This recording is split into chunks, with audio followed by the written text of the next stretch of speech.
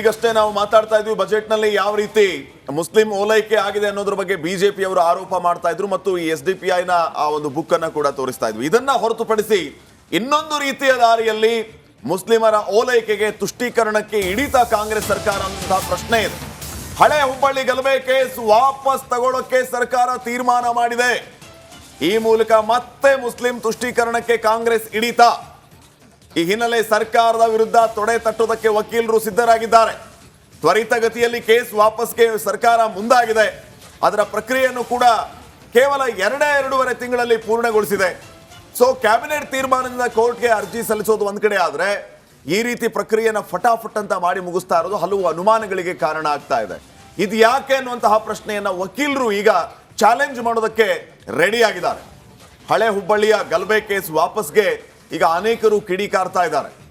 ಆವತ್ತು ಏನೆಲ್ಲ ಆಗಿತ್ತು, ಎಷ್ಟೆಲ್ಲ ಅವಾಂತರ ಆಗಿತ್ತು, ಇವೆಲ್ಲವೂ ಕೂಡ ಗೊತ್ತಿದ್ದು ನೀವು ಯಾರ ತುಷ್ಟೀಕರಣಕ್ಕೆ ಈ ರೀತಿ ಮಾಡ್ತಾ ಇದ್ದೀರಿ? ಈ ಪ್ರಶ್ನೆ ಬಿಜೆಪಿ ಅವರದ್ದು. ನೋಡಿ, ಹಳೆ ಹುಬ್ಬಳ್ಳಿ ಗಲಭೆ ಕೇಸ್ ವಾಪಸ್ಗೆ CT ರವಿ ಕಿಡಿಕಾರಿದ್ದಾರೆ. ನಾಳೆ ನಿಮ್ಮ ರಕ್ಷಣೆ ನೀವೇ ಮಾಡ್ಕೋಬೇಕು. ಕಾಂಗ್ರೆಸ್ ಸರ್ಕಾರದ ಈ ಸಂದೇಶವನ್ನ ನೀಡಿದೆ. ರಾಜ್ಯ ಸರ್ಕಾರ ಬೆಂಕಿ ಹಾಕೋರ ಪರವಾಗಿದೆ. ಬೆಂಗಳೂರಿನಲ್ಲಿ ರಿಪಬ್ಲಿಕ್ ಕನ್ನಡಕ್ಕೆ CT ರವಿ ಅವರು ಈ ಹೇಳಿಕೆಯನ್ನ ಕೊಟ್ಟಿದ್ದಾರೆ. ಹುಬ್ಬಳ್ಳಿ ಪೊಲೀಸ್ ಠಾಣೆ ಮೇಲೆ ದಾಳಿ ಮಾಡಿದವರು ಅವ್ರ ದೇಶ ಪ್ರೇಮಿಗಳ ಅಥವಾ ರೈತರ ಅಥವಾ ಕನ್ನಡ ಪ್ರೇಮಿಗಳ, ಅವರು ಮತಾಂಧರು, ತನ್ನ ಮತೀಯ ವಿಚಾರಕ್ಕಾಗಿ ಸಣ್ಣ ಸಣ್ಣ ವಿಷಯಕ್ಕೂ ಕೋಮುಗಲಭೆ ಹಬ್ಬಿಸ್ತಕ್ಕಂಥ ಕ್ರಿಮಿನಲ್ ಹಿನ್ನೆಲೆ ಇರ್ತಕ್ಕಂಥವ್ರು ಪೊಲೀಸ್ ಠಾಣೆ ಮೇಲೆ ಬೆಂಕಿ ಹಾಕ್ಲಿಕ್ಕೆ ಬರ್ತಾರೆ, ಪೊಲೀಸ್ ಠಾಣೆ ಮೇಲೆ ದಾಳಿ ನಡೆಸ್ತಾರೆ. ಅವ್ರ ಕೇಸ್ ವಾಪಸ್ ತೆಗೆದುಕೊಳ್ಳುವಂಥ ಕೆಟ್ಟ ರಾಜನೀತಿಯನ್ನು ಕಾಂಗ್ರೆಸ್ ಪಾರ್ಟಿ ಮಾಡ್ತಾಯಿದೆ. ಇವರಿಗೆ ಯಾವುದರಲ್ಲಿ ಹೊಡಿಬೇಕು? ಇವ್ರ ರಾಜನೀತಿಗೆ ಯಾವುದ್ರಲ್ಲಿ ಹೊಡಿಬೇಕು ಹೇಳಿ? ಇದಕ್ಕೆ ಶಬ್ದಗಳಿಂದ ಖಂಡಿಸೋರು ಸಾಕಾಗೋದಿಲ್ಲ. ಜನ ಇವರಿಗೆ ಮುಖಕ್ಕೆ ಮಂಗಳಾರತಿ ಎತ್ತಬೇಕು, ಕ್ಯಾಕರ್ಸ್ ಉಗಿಬೇಕು, ಅವಾಗಲೇ ಬುದ್ಧಿ ಬರೋದು. ಈ ಕೆಟ್ಟ ರಾಜನೀತಿಯ ಪರಿಣಾಮ ಬಹುಶಃ ಇವರ ಮನಸ್ಥಿತಿಯೇ ಎಷ್ಟು ಕೆಟ್ಟು ಹೋಗಿದೆ ಅನ್ನೋದಕ್ಕೆ ನಿದರ್ಶನ. ಹುಬ್ಬಳ್ಳಿ ಈಗ CT ರವಿ ಅವರು ಒಂದು ಮಾತು ಹೇಳಿದ್ರಲ್ಲ, ಮುಖಕ್ಕೆ ಮಂಗಳಾರತಿ ಎತ್ತಬೇಕು ಅಂತ. ಅದು ಹಿಂದೂ ಧರ್ಮದ ಅವಹೇಳನ ಅಲ್ವಾ? ಅಲ್ವಾ? ಅಲ್ಲ, ನಾನು ಹೇಳೋದು, ನಾವು ಎಲ್ಲಿ ತನಕ ಬಂದುಬಿಟ್ಟಿದ್ದೀವಿ ಅಂತಂದರೆ ಧರ್ಮವನ್ನು ನಾವೇ ಅವಹೇಳನ ಮಾಡೋಕ್ಕೆ ಶುರು ಮಾಡ್ತೀವಿ. ತಿಮ್ಮಪ್ಪನ ನಾಮ, ಹೌದು, ನಾಮ ಹಾಕಿದ್ರು, ಅದೊಂದರ ಅಪಚಾರ ಮಾಡ್ದಂಗೆ, ಮತ್ತೆ ಟೀಕೆ ಮಾಡ್ದಂಗೆ 3 ನಾಮ ಹಾಕಿದ್ರು. ನಾವೇ ಮುಖಕ್ಕೆ ಮಂಗಳಾರತಿ ಎತ್ತಬೇಕು. ಮಂಗಳಾರತಿ ಹತ್ತೋದು ಯಾವಾಗ ಅಲ್ವಾ? ನಾವೇ ಟೀಕೆ ಮಾಡ್ಕೊಳ್ತಿರೋದಲ್ವ ಇದು? ಇದರ ಆತ್ಮಾವಲೋಕನ ಯಾವಾಗ ಆಗುತ್ತೆ ಗೊತ್ತಿಲ್ಲ ನನಗೆ. ಇನ್ನು ಬನ್ನಿ, ಇದರ ಬಗ್ಗೆ ನಮ್ಮ ಪ್ರತಿನಿಧಿ ಪ್ರಕಾಶ್ ನಮ್ಮೊಂದಿಗಿದ್ದಾರೆ. ಪ್ರಕಾಶ್, ಸ್ವಲ್ಪ ಅಂದರೆ ಒಂದು ಇಲ್ಲಿ ಪಾಯಿಂಟ್ಗಳಿದೆ ಯಾವಾಗ ಅಂತ. ಈ KJL DJL ಸ್ವಲ್ಪ ಜಾಸ್ತಿ ಫೇಮಸ್ ಆಯಿತು, ಏನಾಯಿತು ಎತ್ತಾಯಿತು ಅಂತೇಳಿ. ಈ ಹುಬ್ಬಳ್ಳಿ ಗಲಾಟೆ ಯಾವಾಗ, ಸ್ವಲ್ಪ ನಮ್ಮ ವೀಕ್ಷಕರಿಗೆ ತಿಳಿಸಿ ಅಂತ. KJL DJLಗಿಂತ ಮೊದಲ, ನಂತರವ, ಅವತ್ತು ಏನಾಗಿತ್ತು, ಅದನ್ನು ವಾಪಸ್ ಪಡೆಯಬೇಕು, ಇಲ್ಲ ಇವರೆಲ್ಲ ಏನೋ ತಪ್ಪೇ ಮಾಡಿಲ್ಲ, ಇಂಥ ಟೀಕೆ ಟಿಪ್ಪಣಿಗಳೆಲ್ಲ ಬರೋದಕ್ಕೆ ಏನು ಕಾರಣ? ಆ ಒಂದು ಫ್ಲ್ಯಾಶ್ ಬ್ಯಾಕ್ ಕೊಡ್ಬೋದಾ?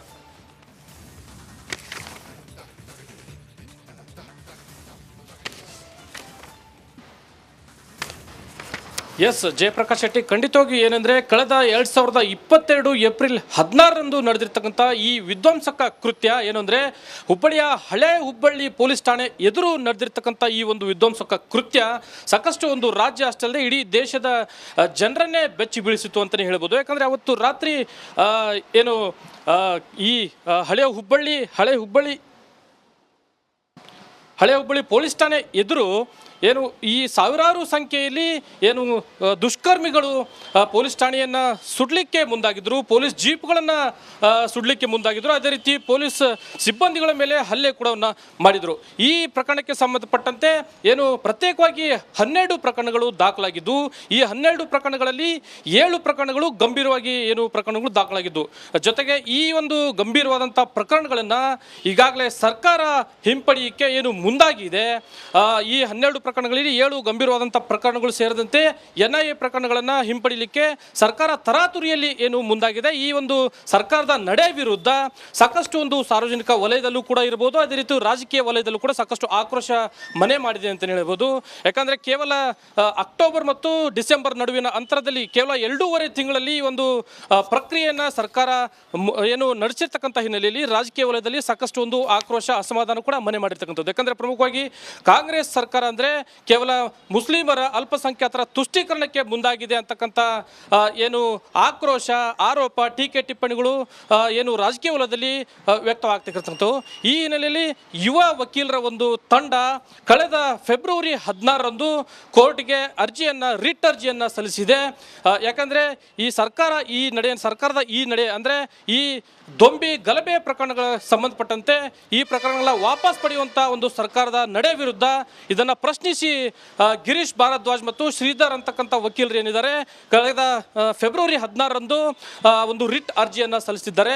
ಈ ಒಂದು ಅರ್ಜಿಯ ವಿಚಾರಣೆ ಇದೇ ಮಾರ್ಚ್ 17ರಂದು ನಡೀತಾ ಇರತಕ್ಕಂಥ ಹಿನ್ನೆಲೆಯಲ್ಲಿ ಹುಬ್ಬಳ್ಳಿಯ ವಕೀಲರಾಗಿರ್ತಕ್ಕಂಥ ಸಂಜೀವ್ ಬಡಸ್ಕರ್ ಮತ್ತು ಅಶೋಕ್ ಅಣ್ವೇಕರ್ ಅವರ ತಂಡ ಏನು ಹುಬ್ಬಳ್ಳಿಯ ಯುವ ವಕೀಲರ ತಂಡ ಏನಿದೆ ಇವರಿಗೆ ಸಾಥನ್ನು ನೀಡ್ತಾ ಇರತಕ್ಕಂಥದ್ದು. ಒಂದು ಕಡೆ ರಾಜ್ಯ ಸರ್ಕಾರದ ಈ ತುಷ್ಟೀಕರಣದ ನಡೆ ಒಂದು ಕಡೆ ರಾಜಕೀಯ ವಲಯದಲ್ಲೂ ಕೂಡ ಸಾಕಷ್ಟು ಅಸಮಾಧಾನಕ್ಕೆ ಎಡೆ ಮಾಡಿಕೊಟ್ಟಿದೆ. ಯಾಕಂದರೆ ಪ್ರಮುಖವಾಗಿ 152 ಜನ ಏನು ಅವ್ರ ಮೇಲೆ ಪ್ರಕರಣ ದಾಖಲಾಗಿತ್ತು, ಗಂಭೀರವಾದಂಥ ಪ್ರಕರಣ ದಾಖಲಾಗಿತ್ತು. ಸಾಕಷ್ಟು ಒಂದು ದೊಂಬಿ ಗಲಾಟೆಯನ್ನು ಮಾಡುವಂಥ ನಿಟ್ಟಿನಲ್ಲಿ ಸಾರ್ವಜನಿಕ ಆಸ್ತಿ ಪಾಸ್ತಿಯನ್ನು ಕೂಡ ಹಾಳುಗೆಡವಿದ್ರು.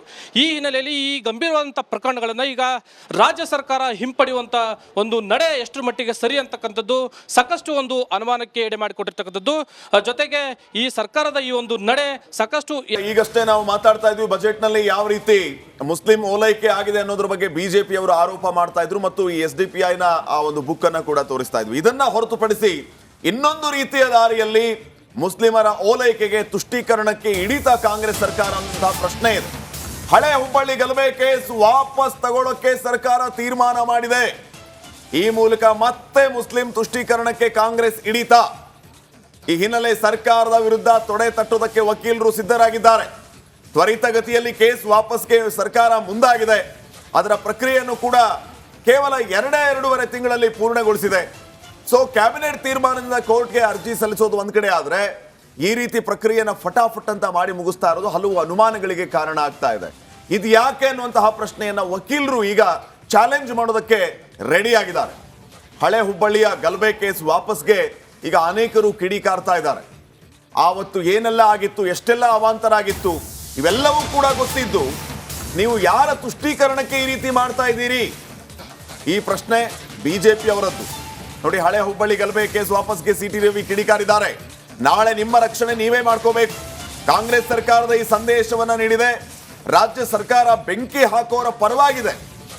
ಬೆಂಗಳೂರಿನಲ್ಲಿ ರಿಪಬ್ಲಿಕ್ ಕನ್ನಡಕ್ಕೆ CT ರವಿ ಅವರು ಈ ಹೇಳಿಕೆಯನ್ನ ಕೊಟ್ಟಿದ್ದಾರೆ.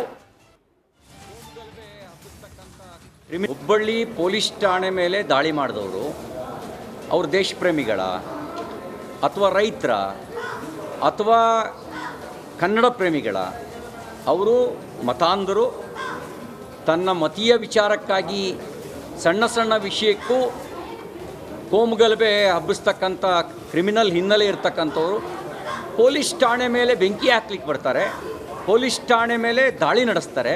ಅವ್ರ ಕೇಸ್ ವಾಪಸ್ ತೆಗೆದುಕೊಳ್ಳುವಂಥ ಕೆಟ್ಟ ರಾಜನೀತಿಯನ್ನು ಕಾಂಗ್ರೆಸ್ ಪಾರ್ಟಿ ಮಾಡ್ತಾಯಿದೆ.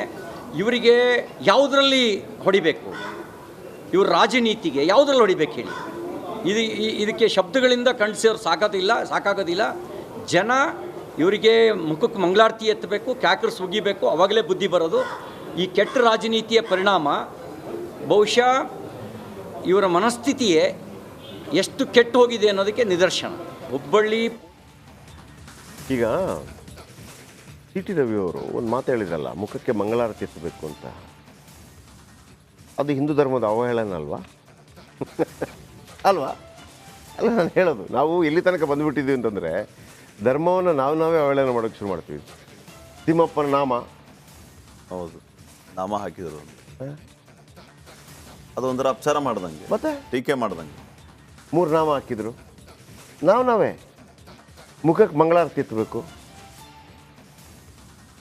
ಮಂಗಳಾರತಿ ಹತ್ತೋದು ಯಾವಾಗ? ಅಲ್ವಾ? ನಾವೇ ಟೀಕೆ ಮಾಡ್ಕೊಳ್ತಿರೋದಲ್ವ ಇದು? ಇದರ ಆತ್ಮಾವಲೋಕನ ಯಾವಾಗುತ್ತೆ ಗೊತ್ತಿಲ್ಲ ನನಗೆ. ಇನ್ನು ಬನ್ನಿ ಇದರ ಬಗ್ಗೆ ನಮ್ಮ ಪ್ರತಿನಿಧಿ ಪ್ರಕಾಶ್ ನಮ್ಮೊಂದಿಗಿದ್ದಾರೆ. ಪ್ರಕಾಶ್, ಸ್ವಲ್ಪ ಅಂದರೆ ಒಂದು ಇಲ್ಲಿ ಪಾಯಿಂಟ್ಗಳಿದೆ ಯಾವಾಗ ಅಂತ. ಈ KJL DJL ಸ್ವಲ್ಪ ಜಾಸ್ತಿ ಫೇಮಸ್ ಆಯಿತು, ಏನಾಯಿತು ಎತ್ತಾಯಿತು ಅಂತೇಳಿ. ಈ ಹುಬ್ಬಳ್ಳಿ ಗಲಾಟೆ ಯಾವಾಗ ಸ್ವಲ್ಪ ನಮ್ಮ ವೀಕ್ಷಕರಿಗೆ ತಿಳಿಸಿ ಅಂತ. KJL DJLಗಿಂತ ಮೊದಲ ನಂತರವ ಅವತ್ತು ಏನಾಗಿತ್ತು, ಅದನ್ನು ವಾಪಸ್ ಪಡೆಯಬೇಕು, ಇಲ್ಲ ಇವರೆಲ್ಲ ಏನೋ ತಪ್ಪೇ ಮಾಡಿಲ್ಲ, ಇಂಥ ಟೀಕೆ ಟಿಪ್ಪಣಿಗಳೆಲ್ಲ ಬರೋದಕ್ಕೆ ಏನು ಕಾರಣ, ಆ ಒಂದು ಫ್ಲ್ಯಾಶ್ ಬ್ಯಾಕ್ ಕೊಡ್ಬೋದಾ?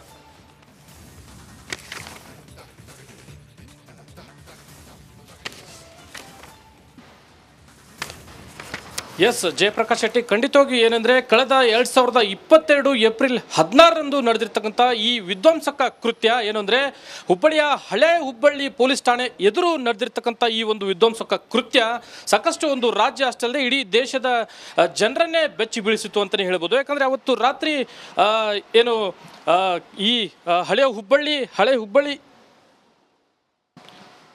ಪೊಲೀಸ್ ಠಾಣೆ ಎದುರು ಏನು ಈ ಸಾವಿರಾರು ಸಂಖ್ಯೆಯಲ್ಲಿ ಏನು ದುಷ್ಕರ್ಮಿಗಳು ಪೊಲೀಸ್ ಠಾಣೆಯನ್ನು ಸುಡಲಿಕ್ಕೆ ಮುಂದಾಗಿದ್ದರು, ಪೊಲೀಸ್ ಜೀಪ್ಗಳನ್ನು ಸುಡಲಿಕ್ಕೆ ಮುಂದಾಗಿದ್ದರು. ಅದೇ ರೀತಿ ಪೊಲೀಸ್ ಸಿಬ್ಬಂದಿಗಳ ಮೇಲೆ ಹಲ್ಲೆ ಕೂಡ ಮಾಡಿದರು.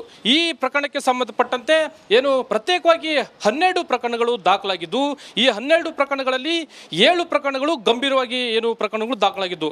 ಜೊತೆಗೆ ಈ ಒಂದು ಗಂಭೀರವಾದಂಥ ಪ್ರಕರಣಗಳನ್ನು ಈಗಾಗಲೇ ಸರ್ಕಾರ ಹಿಂಪಡೆಯಕ್ಕೆ ಮುಂದಾಗಿದೆ. ಈ 12 ಪ್ರಕರಣಗಳಲ್ಲಿ 7 ಗಂಭೀರವಾದಂಥ ಪ್ರಕರಣಗಳು ಸೇರಿದಂತೆ NIA ಪ್ರಕರಣಗಳನ್ನು ಹಿಂಪಡಿಲಿಕ್ಕೆ ಸರ್ಕಾರ ತರಾತುರಿಯಲ್ಲಿ ಮುಂದಾಗಿದೆ. ಈ ಒಂದು ಸರ್ಕಾರದ ನಡೆ ವಿರುದ್ಧ ಸಾಕಷ್ಟು ಒಂದು ಸಾರ್ವಜನಿಕ ವಲಯದಲ್ಲೂ ಕೂಡ ಇರಬಹುದು, ಅದೇ ರೀತಿ ರಾಜಕೀಯ ವಲಯ